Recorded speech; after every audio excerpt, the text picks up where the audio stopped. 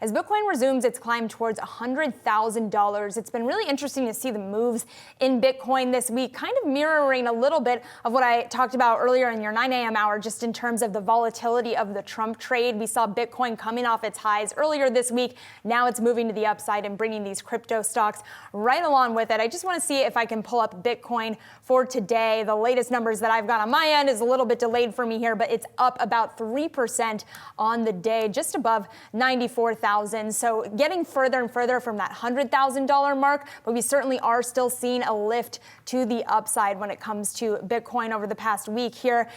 Having said that, that volatility that I mentioned is going to be really important to watch for a company like MicroStrategy. They lost about $30 billion amid that drop in Bitcoin over the past couple of days here, just because they are so leveraged to that asset. Yeah, and I think the big question is whether or not we need a specific catalyst to get above that $100,000 hump, and then exactly what the activity is going to look like. And Maddie, you're so right when it comes to volatility. Obviously, it's hard to talk about Bitcoin without mentioning the volatility largely associated with it. And there's been a number of our guests that have come on over the last several weeks just talking about and really warning that we could see a sell the news type of event if we were to cross 100,000. We've already seen a bit of a sell the news event as we got closer to that level. So again, that is a key thing to watch here. And Riot's CEO was very much talking about the fact that there's a lot to be optimistic about, especially when you take into account some of the initiatives or early talk that we are getting from the incoming Trump administration, the potential appointment here of a crypto czar, and what exactly how that would play out here